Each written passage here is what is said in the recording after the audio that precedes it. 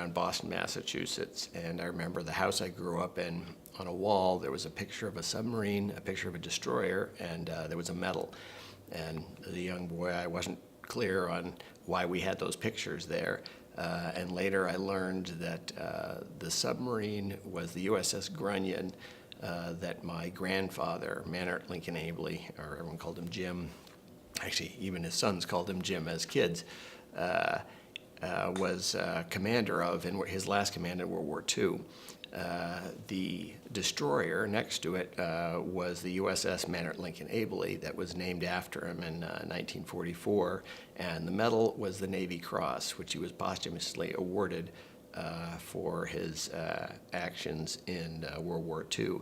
He had, the last time my father saw his father was Sunday in 1942 at the Officers Club at a sub base in Mystic, Connecticut, in London, Connecticut. And, they used to go there periodically, and it was a pretty fancy thing. My dad says he remembers feeling it had this sort of feel of exclusivity. But the next day, he shipped out, headed to Pearl Harbor, which had been attacked about 6 months earlier. And on the way, the USS Grunion actually ended up saving 16 survivors from another American boat, the USS Jack, that had been sunk by a German U-boat somewhere in the Caribbean.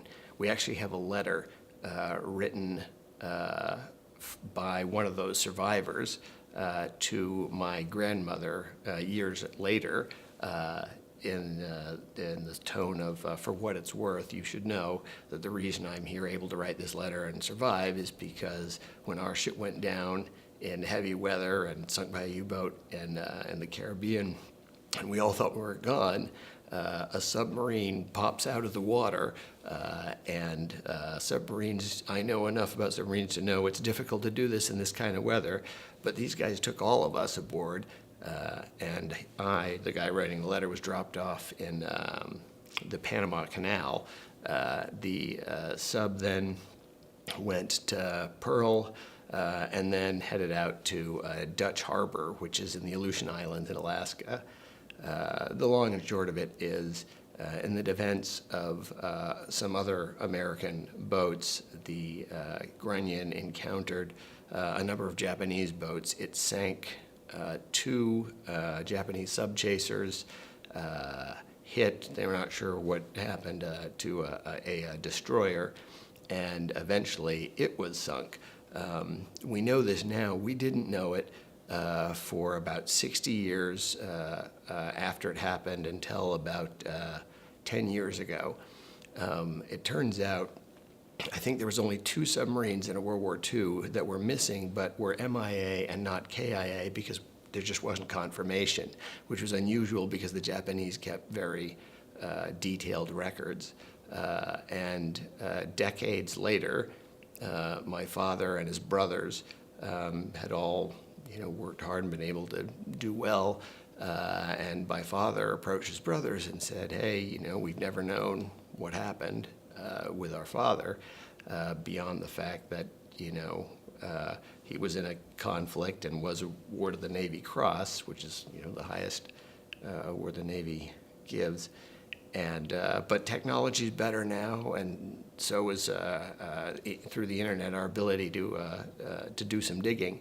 And so they spent a lot of time and did a lot of digging. And long story short, 60 years later, I remember being with my father and his brothers on a boat with a side-sweeping sonar that was being tugged along behind it, and this was off the Aleutian Islands, essentially in the Bering Sea, in Alaska, about as remote as you can get from the United States, when they first saw the sonar image of the sub that their father was in.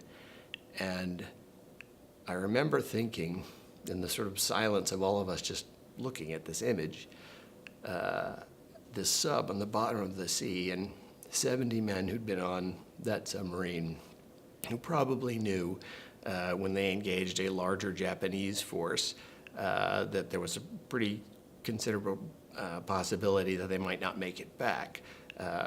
but they engaged anyway. And, the importance of seeing the reality of people who make decisions for things that are bigger than themselves is something that's easy to forget. We value that, and we're worthy of continuing to live in it when we never forget the sacrifices that are made and decisions like my grandfather and so many others made to put country above themselves and, lay down their life so that we get to live.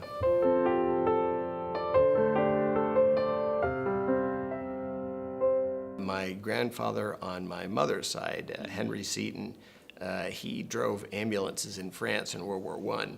And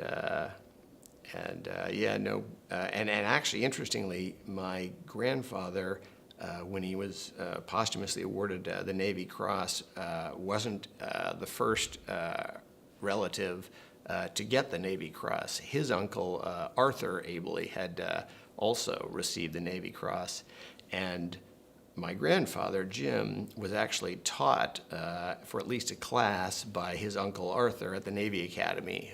He graduated the Navy Academy in 1926, my grandfather did, but had at least one class with Arthur Abele, who also had set the bar with a Navy Cross. So after my grandfather had been missing and declared lost, in 1944, a Sumner-class destroyer was named after him, the USS Mannert Lincoln Abele.